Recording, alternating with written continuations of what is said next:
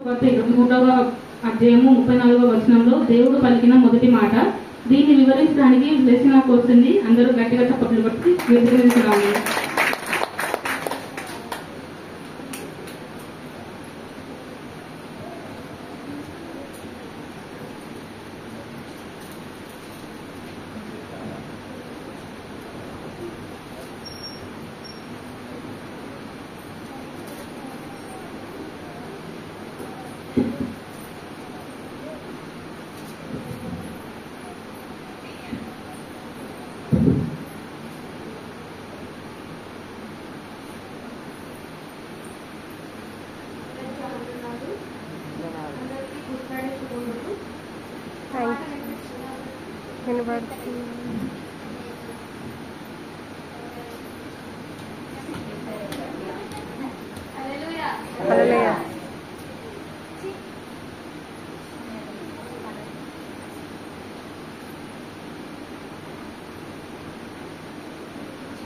ఇప్పుడు అయితే ఈరోజు గుడ్ ఫ్రైడే దినం కనుక ఫస్ట్ మొదటి మాటలు మనం ధ్యానం చేసుకున్నాము. మొదటి మాట లూకాసు వార్త 23వ అధ్యాయము 34వ వచనం. యేసు తండ్రి వీరేమి చేస్తున్నారో వీరు ఎరుగరు కనుక వీరిని క్షమించమని చెప్పాను. సో మనము ఈ మాట ఆయన సిలువ వేసిన తర్వాత ఆయన పలికిన ఫస్ట్ మాట. దీనికి ముందు 22వ అధ్యాయంలో కనుక మనం చూసుకుంటే ఆ టైంలో ఏం జరుగుతుందో మనం చూద్దాము. 22వ అధ్యాయం ఫస్ట్ వచనంలో చూసినట్లయితే చదవండి ఒకరు. పులియని రొట్టెల పండుగ సమీపించను. ప్రధాన యాజకులను శాస్త్రులను ప్రజలకు భయపడేది కనుక ఆయనను ఎలాగో చంపించుమని ఉపాయము వెతుకుచుండిరి. సో ఆ టైం ఏంటంటే ఫస్ట్ కనబడిన పులియని రొట్టెల పండుగ టైం. అది మనం సెలబ్రేట్ చేసుకున్నామని దేవుడు ఆయన దగ్గర పండుగ శిష్యులతో సెలవిస్తాడు. మనము ఈ పండుగ సెలబ్రేట్ చేసుకోవాలి, అందరం కలిసి సెలబ్రేట్ చేసుకోవాలని ఒక వ్యక్తికి చెప్తారు. అయ్యా ఎవరి దగ్గర జరిగించాలి అని అంటే ఒక అతని ఇంటి గురించి ఆ డీటెయిల్స్ అన్ని దేవుడు క్లియర్గా చెప్తారు. మీ ఈ అధ్యాయం చదివినట్టయితే క్లియర్ గా మీకు కనిపిస్తుంది. ఈ వ్యక్తి ఇలా ఉంటాడు, పలానా వ్యక్తి పలానా ఇంటిలో మన ఫస్ట్ కనబడిన ఆ పులియని రొట్టెల పండుగ చేసుకుందామని దేవుడు చదివిస్తాడు. అలాగే వెళ్ళి ఆయన శిష్యులు వెళ్ళి అక్కడ ఫస్ట్ సిద్ధపరుస్తాడు. ఆ తర్వాత 14వ వచనం దగ్గర చూస్తే ఆ ఫస్ట్ ఆ రొట్టెలు అదైతే కార్యక్రమంలో జరిగిస్తుండగా 14వ వచనంలో ఆ గడియ వచ్చినప్పుడు ఆయనతో కూడా అపోస్తలులను పంక్తిని కూర్చుండేది. అప్పుడు ఆయన శత్రువు శ్రమపడక మునుపు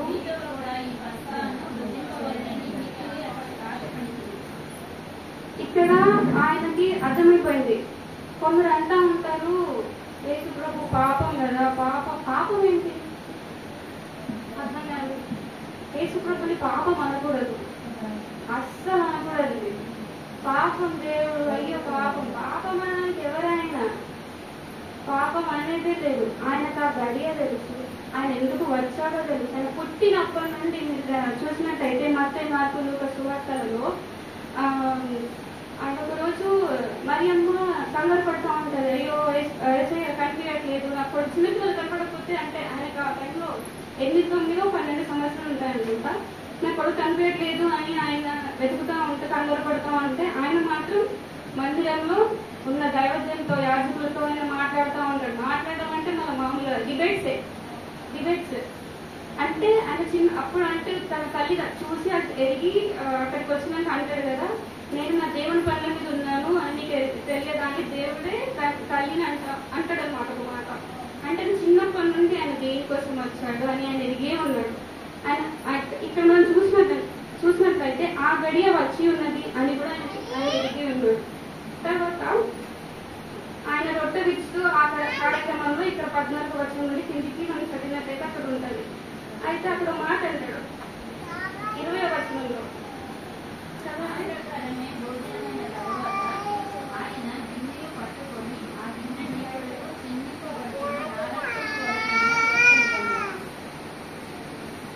నెక్స్ట్ వచనం కూడా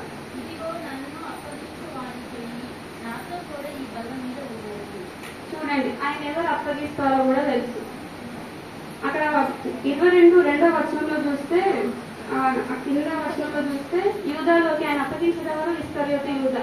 ఆయన 12 మందిలో ఒక్కరే. సో ఆయనలో సాతాను ప్రవేశించి ఆయనలో అట్లాంటి ఆలోచనలు వస్తూ ఉంటాయని అక్కడ మనం ఆ వచనాల్లో కింద వచనంలో చూస్తాము. సో యూదా ఆయన అప్పగించడానికి ప్రయత్నం చేస్తూ ఉంటాడు. సో ఆయన అది కూడా తెలిసేయండి 21వ వచనంలో, ఆయన అప్పగించమని చెయ్యి, నాతో కూడా ఈ బల్ల మీద ఉన్నదని కూడా ఆయన అంటాడు. నెక్స్ట్ ఆ గడియ సమీపించినప్పుడు వాళ్ళు అక్కడ నుండి ప్రయాణమై అక్కడ ఎప్పుడు కలుసుకునే చోటు ఒక ప్రార్థనా స్థలానికి వాళ్ళు వెళ్తారు. ఎక్కడ అది? గెత్సెమనే తోట. అక్కడ నుండి అది కొంచెం వాకబుల్ డిస్టెన్స్, ఒక 800 మీటర్ 500 మీటర్స్ లో ఉంటుంది. అక్కడికి వెళ్ళి ఆయన ప్రార్థిస్తూ ఉంటాడు. ఆయన సమయము గడియ అన్ని ఆయనకి తెలుస్తున్నాయి. అప్పుడు ఆయన ప్రార్థన చేస్తూ ఉంటాడు. సీమోను, పేతురు, ఇంకొకరు కూడా అక్కడ ఉంటారు. మీరు ప్రార్థన చేయండి, శోధనలో పడుతున్నట్టు మీరందరూ ప్రార్థన చేయండి అని చెప్పి ఆయన కూడా ప్రార్థన చేస్తూ ఉంటాడు. 42వ వచనంలో ఒకసారి 42వ వచనంలో తండ్రి, ఈ గిన్నె నా యొద్ద నుండి తొలగించుటకు నీ చిత్తమైతే తొలగించుము, అయినను నా ఇష్టం కాదు, నీ చిత్తమే సిద్ధించును గాక అని ప్రార్థించండి. ఆయన ఎంత వేదనలో, బాధలో, అంటే మనకు తెలుసు, కానీ మనకు తెలుస్తూ ఉంటుంది కదా నెక్స్ట్ నన్ను ఇంత చేస్తారు, ఇంత హింసగా పొందబోతున్నాను అని. ఆయన ఎంతలా దేవుడైనా కూడా మానవ రూపిగా వచ్చాను. ఆయన ప్రతి పెయిన్ ఉంటుంది, నొప్పి తెలుసు, బాధ తెలుసు, ప్రతి ఒక్క ఎట్లా మన మనిషికి జరిగే ఏమేమి జరుగుతాయి, నేత్రాశ, జీవభ్రమము అన్నీ తెలుసు. ఆ నొప్పి కూడా తెలుసు, ఒకటి జరిగితే ఎలా ఉంటుందో. సో ఆయన ఎంతో వేదనతో ప్రార్థన చేస్తూ ఉంటాడు. దేవా నీ చిత్తమైతే తొలగించు, లేదంటే లేదు అని అంటూ ఉంటాడు. తర్వాత అక్కడ ఒక మాట ఉంటుంది. అప్పుడు పరలోకం నుండి దేవదూత ఆయన కనబడి ఆయనను బలపరుస్తూ ఉంటుంది. వాళ్ళందరూ ఎవరు? వాళ్ళందరూ పరలోకంలో ఉన్న వాళ్ళే కదా. సో పరలోకం నుండి దేవదూత వచ్చి ఆయన బలపరుస్తుంది. ఆయన రక్తము చెమట రక్తం వల్లే కారుతుందని నెక్స్ట్ మాటలో ఉంటుంది. అంటే ఇది బయాలజికల్ లో కూడా, సైంటిఫిక్ గా కూడా వాళ్ళు శాస్త్రవేత్తలు కనుగొన్నారు. ఇలా ఒకరు ఎక్కువ వేదనతో, బాధలతో ప్రార్థన చేసినప్పుడు వాళ్ళ ఒంటిలో ఉన్న చెమట అనేది రక్తం లాగా బయటకు వస్తుందంట. చెమటో ప్రాసెస్ ఏదో, దీన్ని కూడా ఒకటి వాళ్ళు కనుగొన్నారు అనమాట. చదవండి కదా.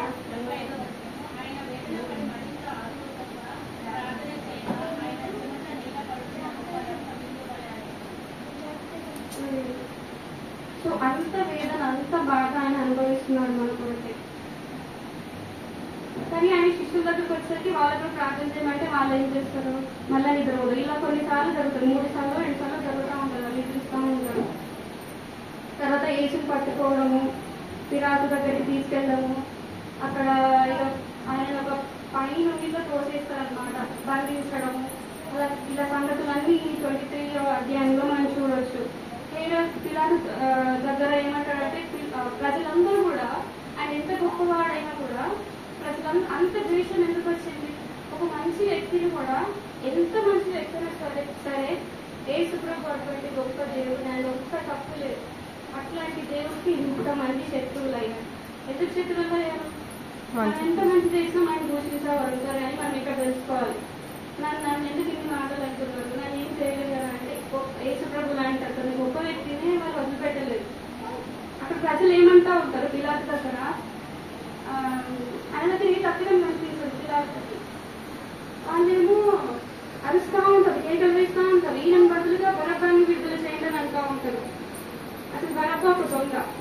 జనులు దేవుడు కాదని ఒక దొంగని కావాలనుకుంటారు. ఆయన బయటకు వస్తే ఇంకెన్ని దారుణం చేస్తాడో తెలియదు. అట్లాంటి ఒక దొంగని కావాలనుకుంటున్నారు. మంచి వ్యక్తిని యేసు ప్రభుని చంపారనుకున్నాను, చంపండి అని చంపండి అంతే.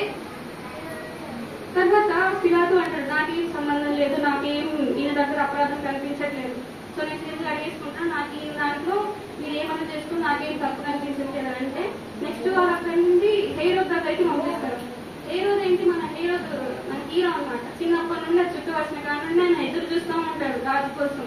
ఈ యేసుప్రభు గురించి నేను చాలా విన్నానే, ఈయన గురించి అని నా దగ్గరకు వచ్చావు, నా దగ్గర ఏదైనా సూచక్రియ, నా దగ్గర ఏదైనా కార్యం చేయని 23వ అధ్యాయం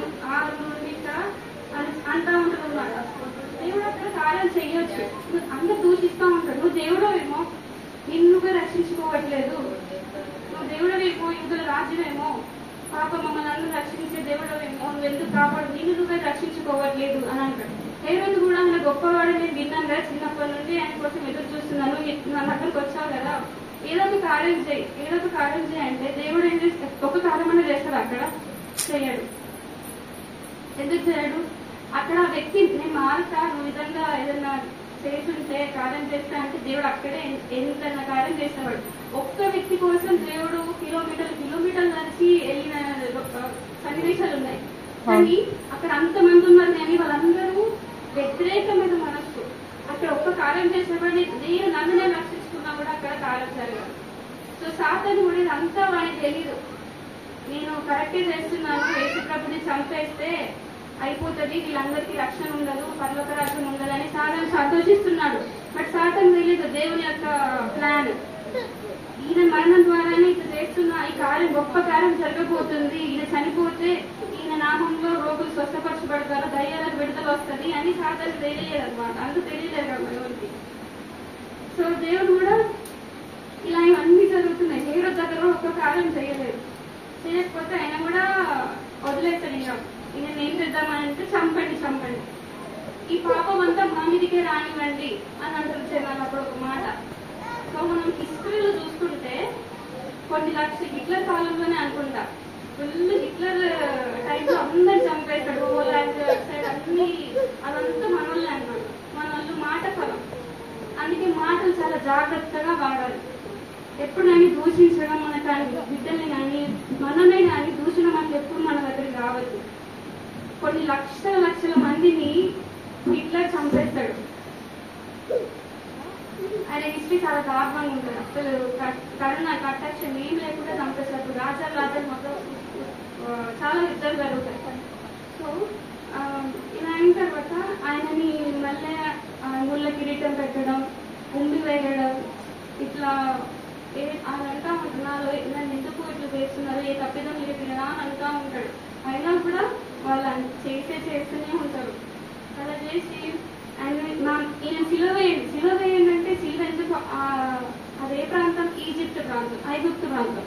అక్కడ ఈయన తప్పు లేదా, ఈయన తప్పు కావాలని వాళ్ళు ఏ పాయింట్ తీసుకుంటారంటే, నువ్వు మందిరాలలో దేవుడు అని చెప్పుకున్నావా అంటే దేవుడు ఏమంటాడు, నీవన్నట్టే అంటాడు. నీవన్నట్టే, నువ్వు దేవ కుమారుడవా అంటే నీవన్నట్టే అంటాడు. ఏమో ఇతను దేవదూషణ చేస్తున్నాడు, ఈయన చంపండి. దేవదూషణ అంటే ఆ కాలంలో రాళ్లతో కొట్టి చంపేయాలి. సో తప్పు దొరకబట్టింది, అట్లా ఒక తప్పు తీసుకున్నాను అనమాట వాళ్ళు. సో ఈయన చంపండి అని అట్లా స్టార్ట్ చేసి ఏం చేద్దామంటే సిలువ వేయండి, ఆయన వదిలేస్తారు, ఇక మీరే చేసుకోండి, ఏమైనా చేసుకోండి, తప్పు అనేది రావద్దు అని అలా వెళ్ళిపోతుంది. ఇక ఉదయం నేను వెళ్తుండగా ఈయన సిలువ ఆడుతున్నా.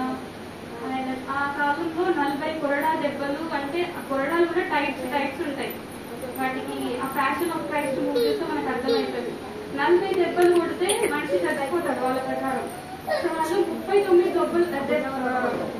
దెబ్బలు కొట్టి ఆపేస్తారు. అంటే చివరికి చిన్న వాళ్ళ ప్రకారం 40 దెబ్బలు దాటి ఎవరు ఉంటారని ఉన్నపడింది అని రాయకుండా ఉంటది కదా. 39 దెబ్బలు కొట్టి వాళ్ళు ఆపేస్తారు. అట్లా ఆపి ఇంకా అట్లాంటి పరిస్థితులు ఉన్నప్పుడు కూడా ఆయన ఎంత కష్టపడ లేదని మీరు అర్థం చేసుకోవాలి ఈ మాట ద్వారా.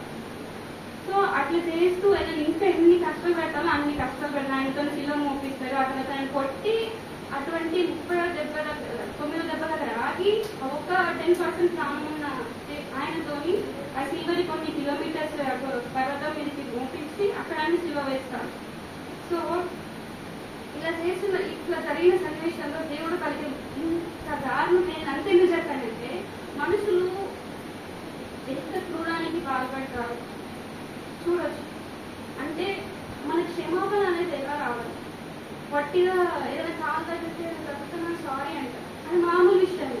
కానీ ఇంత హింసించినా, ఇంత వేదన పెట్టినా, ఆయన తప్పు లేకుండా మళ్ళీ ఏదైనా మాట నేను తప్పు చేయకుంటే ఏదైనా మాట అంటే మనం పడదు.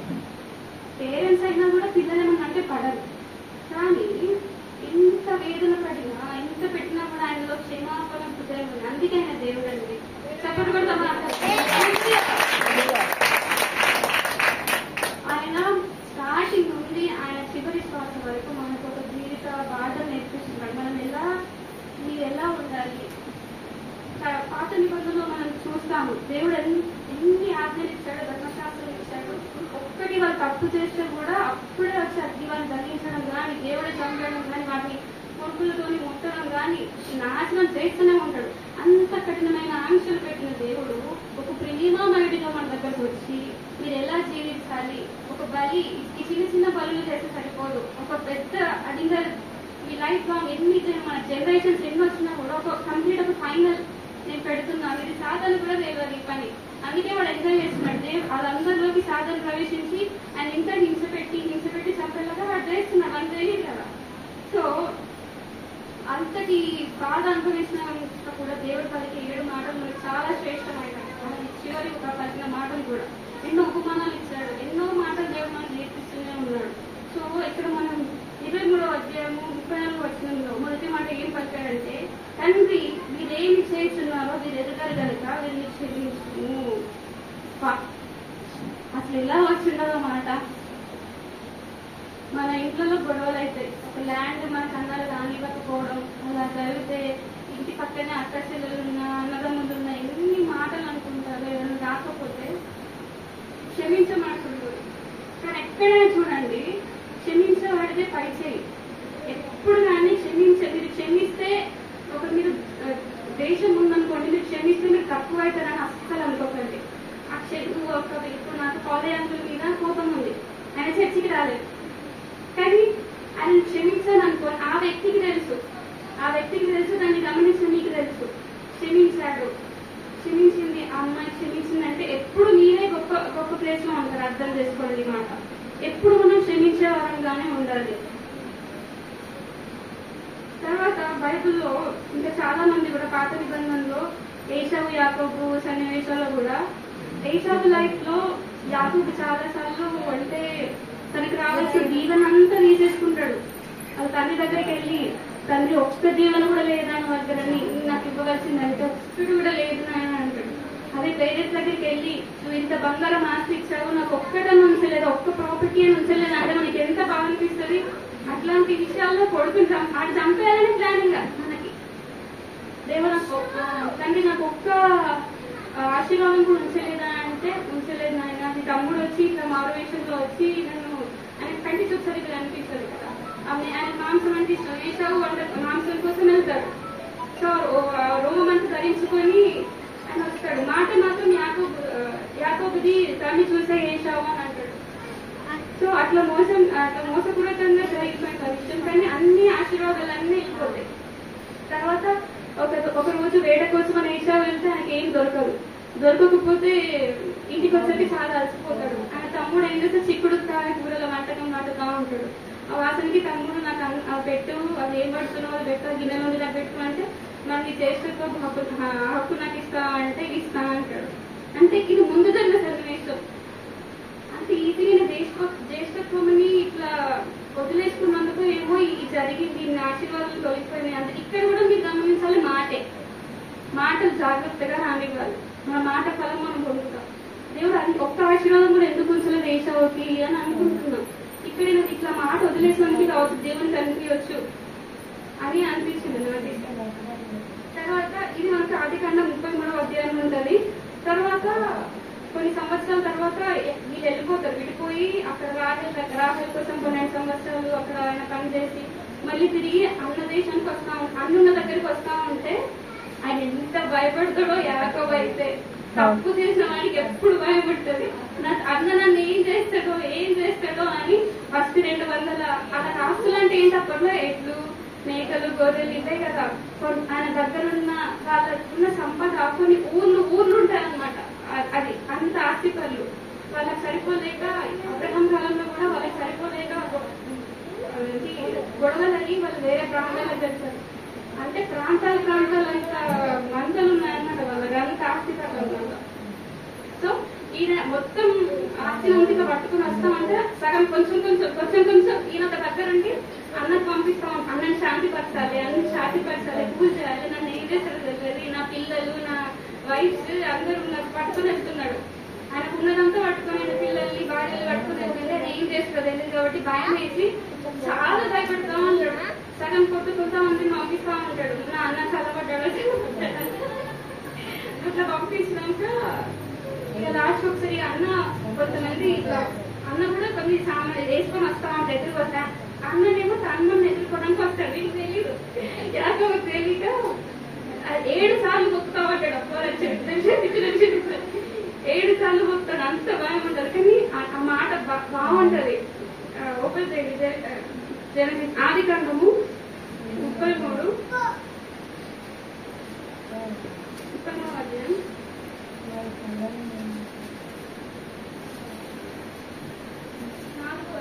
4వ వచనం చదవండి, గట్టిగా చదవండి.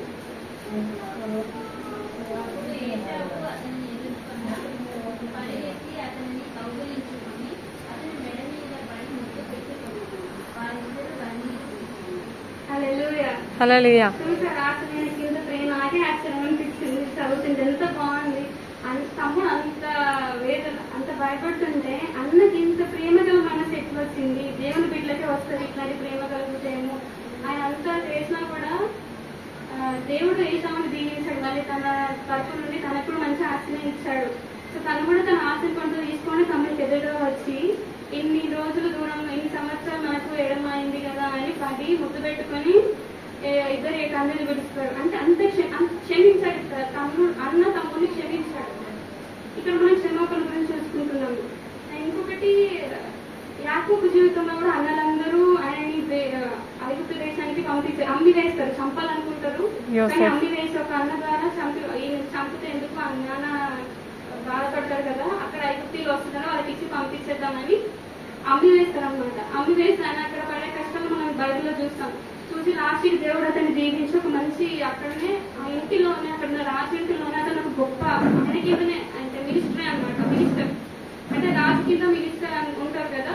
సో ఆయన అవన్నీ చూసుకున్నట్టు ఆయన అటువంటి గొప్ప స్థానంలో యాకోబు అవుతారు. అప్పుడు గొప్ప కరువు వస్తుంది. అది మనం బయటలో తెలుసు. యోసేపు సారీ, గొప్ప కరువు వస్తుంది. అప్పుడు అన్నలందరూ ఈయన దగ్గరకు వస్తే ఈయన కూడా అప్పుడు ఫస్ట్ సారి మాట్లాడాడు, చెప్పడు, కొంచెం కఠినంగా ప్రవర్తిస్తాడు. అది కఠినం అంటే వాళ్ళు ఏమంటే కానీ ఆడుకుంటారు అనమాట. ప్రవర్తిస్తాడు. కానీ లాస్ట్ కి రెండోసారి మళ్ళీ వీళ్ళు ఫుడ్ కోసం వస్తారు. వీళ్ళ దగ్గరనే ఫుడ్ ఉంటుంది, ఇలా తమ్ముడు పనిచేసే దగ్గరనే ఫుడ్ ఉంటుంది. 12 మంది వాళ్ళ సామ్రాజ్యాన్ని అందరినీ కాపాడుకోవాలంటే వాళ్ళ ఫుడ్ కోసం అందరూ ఇక్కడికి వస్తారు, చుట్టుపక్కల గ్రామాలందరూ. సో అట్లా వీళ్ళ దగ్గరకు వస్తే తమ్ముడు గుర్తిస్తాడు, వీళ్ళు మా అన్ననే అని గుర్తిస్తాడు. రెండోసారి వచ్చినప్పుడు పక్కకి వీళ్ళ తమ్ముడిని పట్టుకొని వస్తారు. బెన్యామీన్ అంటే నాకు చాలా ఇష్టం. తమ్ముడు చూసి అక్కడ ఏమన్నాడు కానీ పక్కకి వెళ్ళి గదిలో ఏడుస్తాడు. ఇన్ని రోజులు నన్ను దిగులు చేశారని గుర్తు చేసుకుంటాడు. ఆయన కూడా క్షమించి అలా చెప్తాడు. మూడోసారికి అందరికి చెప్పి నాన్న కూడా తీసుకురండి, మీరు అందరు ఇక్కడికే రండి నీకు అని రాజుకు చెప్తే కూడా రాజు కూడా సంతోషిస్తాడు. ఓకే నువ్వు ఒంటరికి వచ్చినా మా దగ్గరికి కానీ నీ కుటుంబం అంతా నువ్వు చేర్చుకున్నాగా, నిన్ను మీరు అందరు కలిసినని రాజు కూడా సంతోషించి వీళ్ళందరినీ ఇక్కడికి రమ్మని వాళ్ళకి కావాల్సినవి నేను ఏర్పాటు చేస్తానని అందరు ఇక్కడికి వచ్చి ఉంటారు. ఇక్కడ కూడా మనం ఏం చూడొచ్చు, అంత ద్రోహం చేసినా చంపాలని చూసినా కరువు సమయంలో అన్నలు వచ్చినప్పుడు మాత్రం, కరువు సమయంలో మామూలుగా వచ్చినా కూడా నాకు తెలిసి అనేది క్షమించాడు, చేర్చుకున్నాడు, ఏడ్చాడు అక్కడ కూడా. ఇది దేవుని బిడ్డలకు ఉండే మనసు. హల్లెలూయా, హల్లెలూయా. దేవుని బిడ్డల మనసు ఎలా ఉండాలంటే క్షమించాలి. ఒకరు మనకి ఎంత ద్రోహం చేసినా మనకు దేవుడు నేర్పిస్తే చివరి టైంలో కూడా మనకు చెప్పేది క్షమించుకోండి. మనం ప్రార్థన చేసినప్పుడు కూడా బైబిల్లో వాక్యం ఉంది, అర్పణ చేసినప్పుడు కూడా నీ అర్పణ అక్కడ ఆపివేసి నీకు ఎవరితోనైతే వైరం ఉన్నదో, నీకు పడలేదో అతని దగ్గరికి క్షమాపణ అడిగి మీరు పీస్ అంటే సమాధానం కలిగి వచ్చి ప్రార్థన చేయాలి. కొన్ని రోజులు కొంతమంది మీద కోపం ఉంచుకుంటారు, కొన్ని సంవత్సరాలు, కొన్ని నెలలు. అప్పుడు ఎంత ప్రార్థన చేసినా దేవుని దగ్గర అసలు పోదు. ఈ వాక్యమే చెప్తుంది అందరితో సమాధానంగా ఉండదు, క్షమించండి. ఫస్ట్ క్షమాపణ లేని ప్రేమ కాదంట. ఫస్ట్ నీ క్షమించే హృదయం లేని నీ ప్రేమ ఎక్కడి నుండి వస్తుంది అని అంటాడు. క్షమాపణ హృదయం లేని ప్రేమ రాదు. సో మనం అందరం క్షమించడం. పేరు కూడా బాగుంటుంది. తన కొడుకుల్ని తన వేరే దేశం నుండి ఇండియాకి వస్తే తన కొడుకుల్ని తన భర్తని కార్లో వేసి మంటలు పెడుతూ ఉంటాడు.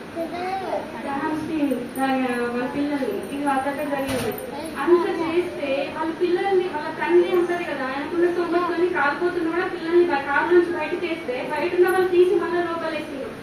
మొత్తం అందరూ మట్టి బూడిదైతే వరకు వాళ్ళు చచ్చిపోయినా చూస్తుందన్నమాట అక్కడ బయట ఉంది.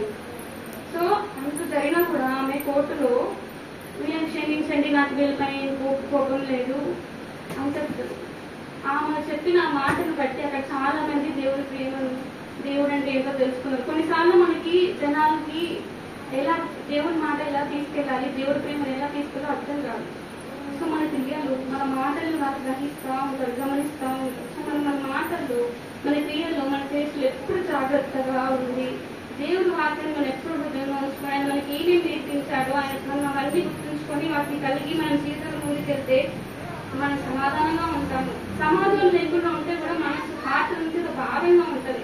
మీరు తొందర హార్ట్ అటాక్ వచ్చినాయంటే అంతే. మన సమాధానం లేకపోతే, వేదనగా ఉంటే, మీరు ఎవరితో మీకు వైద్యం ఉంటే ఎప్పుడూ బాగా మీకు వెంటాడుతూ ఉంటుంది. వాళ్ళ గురించి ఎప్పుడూ కోపం పెట్టుకున్నాను, వారంటే నాకు కోపం, వారంటే నాకు కోపం, వాళ్ళకి ఏమి లేదు, వాళ్ళకి ఏమి లేదు, ఇలా ఒకటి ఎప్పుడు మీ మనసుని పిల్లల్ని బాగా పడుతూ ఉంటారు. ఇలా ఉంచుకుంటే కూడా మీ ఆరోగ్యాన్ని మంచిది కాదు చెప్తున్నాను. ఇలా ఉంచుకోవద్దు.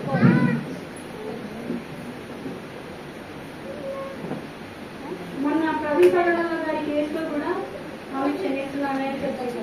అది ఎంతవరకు ఆ కేసులో మనం చాలా ఇన్వాల్వ్ అయి ఉన్నారు, ఏం జరుగుతుందో తెలియదు, నిజమో కాదో కూడా తెలియదు. మన ఎగ్జామ్ యాక్సిడెంట్ అయిందా తెలియదు. తాగుడు అయితే అది మాకు తప్పు, కావాలని చెప్తున్నాను. కానీ ఒక దైవ సేవకు అయితే తాగడు. మా ఫ్రెండ్ కూడా నా ఆఫీస్లో ఉంటే ఎదురుగానే కూర్చుంటాడు, నేను ఏం సపోర్ట్ చేయలేదు. ఈ ప్రవీణ్ పగడాల కేసు తెలిసిందా అని అన్నా. తెలుసు, నేను ఇట్లా జరిగింది చెప్తుంది. ఆయన నాకంటే ఎక్కువ తెలుసు. ఆయన తాగిందని ఇట్లా న్యూస్ ఇస్తున్నారు, లేటెస్ట్ న్యూస్ చూడలేనా అవునా అని అన్నాను. ఒక దైవజనుడు తాగుతాడా అని అంటే ఎందుకు తాగడు, అది ఎందుకు తప్పు, తాగుడు తప్పేమి ఉందని ఆయన అంటాడు. లేదు దైవజనుడు అసలు తాగడు అని నేను చెప్పిన అన్నమాట. అంటే మనకంటే లోకం ఎక్కువనే తెలుసు. ఆయన అట్లా పుట్టిస్తున్నారు కానీ అది ఎంతో నిజమవుతుంది. కానీ వాళ్ళు పలికిన మాట అయితే ఎట్లయినా ఒకవేళ యాక్సిడెంట్ అయి ఉంటుంది, ఒకళ్ళు చంపినా కూడా రెండు అయితే జరిగిపోయింది. సో ఆమె క్షమించి అటువంటి హృదయం అక్కడ దేవుడు ఆమెకి ఇచ్చాడు. అక్కడ వాళ్ళ కుటుంబం, వాళ్ళ పిల్లలకి ఎంతమంది చేరదీసి ఆయన చూసుకుంటున్నారు. సో అవన్నీ మనకు తెలుసు. అక్కడ క్షేమాపణ మనసు. సో ఈ మాట ద్వారా మనం ఎట్లాంటి మనసు కలిగి ఉండాలి, మన శత్రులను క్షమించే మనసు మనకి రావాలి. మనకి ఎంతటి వైరం ఉన్నా, ఎంత కోపం ఉన్నా మనం క్షమించాలి. ఒక మాట గుర్తుపెట్టుకోండి, ఇది అట్లాంటి వైరం కోపం ఉంచుకొని సమాధానం లేకుండా మీరు ప్రార్థన చేశారు, మోకాలు ఉన్నారంటే అసలు ప్రార్థన చేయడమే చేయరు. మీరు ఎన్ని గంటల ప్రార్థన చేయడం కూడా చేయరు. సో ఈ మాటని మనం ధ్యానించుకుంటూ ఈ మాటలు ముగిస్తున్నాను.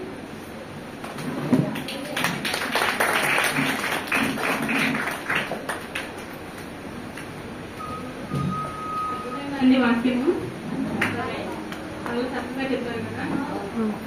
క్షమించుట అనే మాట చిన్నదైండొచ్చు కానీ ఆ మాట యొక్క మీనింగ్ అయితే చాలా పెద్దదండి. మనం అంతా ఈజీగా క్షమించాలనుకుంటే క్షమించలేము. టైం అయిపోతుంది కానీ నేను నా జీవితంలో జరిగిన ఒక సంఘటన చెప్పాలనుకుంటున్నాను. చెప్పొచ్చా? చెప్పండి. యాక్చువల్గా రీసెంట్ టైమ్స్ లోనే ఇది నేను ఆఫీస్ లో జాయిన్ అయ్యాక ఒక సార్ ఉండేవారు. ఆ సార్ అంటే అంత పెద్ద వ్యక్తి కూడా కాదు, నాకంటే కొంచెం పెద్ద అంతే. అతను ఏమో కానీ నన్ను చూస్తే ఓర్వకపోవడం, నన్ను మాటలు అనడం, నన్ను ఇంకా తిట్టినట్టే అది ఆఫీస్ లో అట్లా నాతో మిస్బిహేవ్ చేయడం ఇలా చేసేవాడు ఆ సార్. నేను చూసేదాన్ని ఓపిక పట్టేదాన్ని, ఎందుకు లేసారు మనకంటే కొంచెం పెద్ద కదా, ఎందుకు అలా చేయడము, గొడవ పెట్టుకోవడం ఎందుకని నేను అట్లా చూస్తున్నాను. అట్లా కొన్ని వారాలు అయిపోయింది. నాకు లోపలది అట్లా బిహేవ్ చేస్తుంటే నన్ను మాటలు అంటే నాకు లోపల బాధ అయిపోతుంది. అదే నేను ఇంజనీర్ని, అతను అన్నలా అట్లా అంటాడు అని నాకు లోపల ఉండిపోయేది. ఇంకొకసారి నాకు లోపల అది పెరిగిపోయి నేను మా మేనేజర్కి చెప్పాను. మా మేనేజర్ ఈ సార్ నాతో ఇలా మీరు బిహేవ్ చేసి, అతను మా టీం కాదు యాక్చువల్గా, అతను వేరే టీము, కానీ మేము వాళ్ళతో కలిసి పనిచేయాలి. అట్లాంటి సో మా మేనేజర్కి, మా టీం మేనేజర్కి నేను ఇన్ఫార్మ్ చేశాను, సార్ ఇలా ఈ సార్ నాతో మిస్బిహేవ్ చేస్తున్నాడు, నన్ను ఇలా మాట్లాడుతున్నాడు, నాకు చాలా బాధ అవుతుంది అని నేను చెప్పాను మా మేనేజర్కి. అప్పుడు మా మేనేజర్ ఉంది, నాన్సీ నువ్వు అలా బిహేవ్ చేసినప్పుడు నువ్వు ఒప్పుకోకుండా ఉండాల్సింది, అతనికి తెలియదేమో, నువ్వు ఒకసారి అతనితో మాట్లాడి చూడు, దాని తర్వాత అతను బిహేవ్ చేయడమో అని అన్నాడు. నాకు ఆ సలహా నచ్చి నేను దాన్ని ఫాలో అయ్యాను. అతను మెసేజ్ చేశాను, సార్ ఈ మధ్య మీరు నాతో ఇలా చేశారు అని ఆ సంఘటనలో కూడా మెన్షన్ చేశాను. ఆ మెసేజ్ మెన్షన్ చేసి పెడితే అతను నేనేం ఎక్స్పెక్ట్ చేశానంటే, ఓకే నాకు తెలియదు, ఇక్కడ నుంచి ఇలా బిహేవ్ చేయను అని అలా ఎక్స్పెక్ట్ చేశాను. బట్ అతను ఏంటంటే నేను అలా చేయలేదు, ఇంకా బ్యాడ్ వర్డ్స్ యూజ్ చేయడము, అసలు నేను ఎక్కడ చేశాను చెప్పు, నాకు ప్రూఫ్ చూపించు అని అట్లా మాట్లాడారు. మాట్లాడడం, ఇంకా ఇంకా అలా అయ్యేసరికి నాకు ఇంకా బాధ అయింది. అదే నేను అసలు నేను ఎక్స్ప్లెయిన్ చేశాను ఏమైతుందో, నా బాధ ఏంటో. సార్ మీరు నాతో బిహేవ్ చేశారు కాబట్టి నాకు ఇంత బాధ అవుతుందో నేను చెప్పాను. నేను తప్పుగా కూడా ఏమన్నా జరిగింది చెప్పాను. అతను దానికి ఇంకా అలా మాట్లాడేసరికి నాకు ఇంకా బాధ అయిపోయింది. మళ్ళీ వచ్చి మా మేనేజర్ చెప్పాను. మా మేనేజర్ సైలెన్స్ చేయలేదు, కానీ అతను వెళ్ళి మా హెచ్ఓడికి చెప్పాడు. మా హెచ్ఓడి అంటే అతను చాలా పెద్ద వ్యక్తి. మా హెచ్ఓడి, మా టీం హెచ్ఓడి అయితే అతను ఏంటంటే మా ఎంటీ కింద ఒక 5 ఉంటే అతనిలో ఒకడు. ఇతను ఏంటంటే ఒక టీసీఓఈ కమిటీ హెడ్ అనమాట. అంటే ఎథిక్స్, టాటాలో ఎథిక్స్ కమిటీ ఉంటుంది. ఎవరైనా మిస్బిహేవ్ చేయడం ఇట్లాంటివి చేస్తే మాత్రం అక్కడికక్కడే టర్మినేషన్ లెటర్ ఇచ్చి పంపించేశారు. అప్పుడప్పుడే అతను ఉద్యోగం పోతుంది. మా హెచ్ఓడి నన్ను పిలిచి ఒక రూమ్ లోకి తీసుకెళ్ళి, నాన్సీ నేను నీతో ఇలా సార్ బిహేవ్ చేసినానంట కదా, అది ఒప్పుకోకూడదు. నేను ఒక కమిటీ హెడ్ని, నువ్వు నాకు ఒకవేళ కంప్లైంట్ ఇవ్వాలనుకుంటే మేము అతని ఇన్వెస్టిగేషన్ చేసి ఒకవేళ అతని ఉద్యోగం కూడా పోతుంది. అలా అంటే అప్పటికప్పుడే టర్మినేషన్ లెటర్ ఇచ్చేసారు అనమాట. ఇలా నీకు ఆప్షన్ ఉంది, నువ్వు ఇవన్నీ సహించాల్సిన అవసరం లేదు, నేను ఉన్నాను కదా, నువ్వు ఎందుకన్నా మాటలు పడుతున్నావు అనుకుంటా అన్నారు. ఒకవేళ నువ్వు కంప్లైంట్ ఇవ్వాలనుకుంటే నేను నీకు సపోర్ట్ చేస్తాను. అతను హెడ్, అతను హెచ్ఓడి, మా హెచ్ఓడి ఆ కమిటీకి హెడ్. అది ఇంకా నేనే కాబట్టి అతను ఏమైనా చేయొచ్చు అనమాట. ఒకవేళ నేను కంప్లైంట్ ఇస్తే మాత్రం అతను ఉద్యోగం పోతుంది. అప్పటికప్పుడే టర్మినేషన్ లెటర్ ఇచ్చి వెళ్ళిపోమంటారు అనమాట. సరే సార్ నేను ఆలోచించుకొని చెప్పానని చెప్పి బయటకు వచ్చాను. రూమ్ నుంచి బయటకు వచ్చి అసలు నేను చాలా బాధ అవుతుంది లోపల. అతను అలా మాట్లాడేసరికి, అంటే మా హెచ్ఓడి కాదు, నేను అతనికి ఎక్స్ప్లెయిన్ చేశాక కూడా అతను తప్పుగా నాతో మాట్లాడాడు, బ్యాడ్ వర్డ్ యూజ్ చేశాడు. నాకు ఇంకా లోపల చాలా బాధ అయిపోతుంది. అప్పుడు నేను ఎందుకు ఇన్ని మాటలు పడాలి, నేను ఒక ఇంజనీర్ని, అతను నాకంటే కొంచెం పెద్దగా అయింది, నాతో అలా మాట్లాడడం చాలా తప్పు. నా హెచ్ఓడి నాకు సపోర్ట్ చేస్తా ఉంటున్నాడు. నేను అనుకుంటున్నాను ఏం చేయాలి. అప్పుడు నాకు ఒక స్వరం అనిపిస్తుంది, క్షమించు నాన్సీ.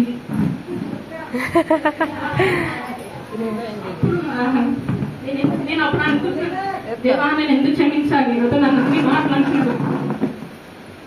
నేను తక్కువేం కాదు అని నన్ను అన్ని మాట్లాడుతున్నాను, ఎందుకు పాడాలి అనేది నేను అనుకుంటున్నాను.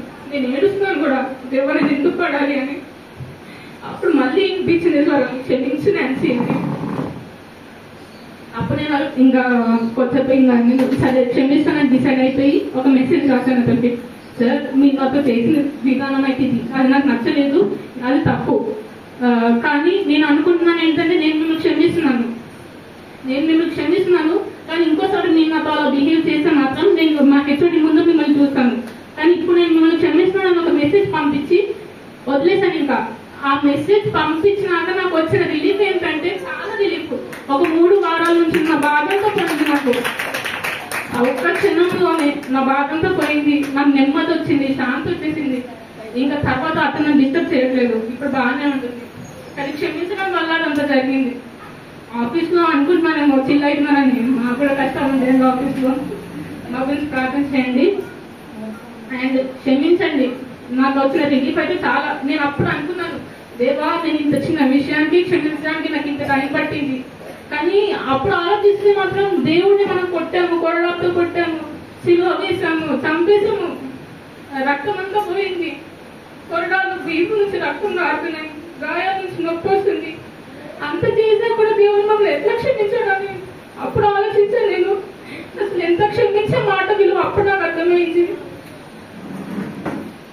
క్షమించండి, ఇది నా లైఫ్ లో జరిగిన విషయం. ఈ మెసేజ్ కోసం రాణి అంటే ప్రార్థన చేయండి.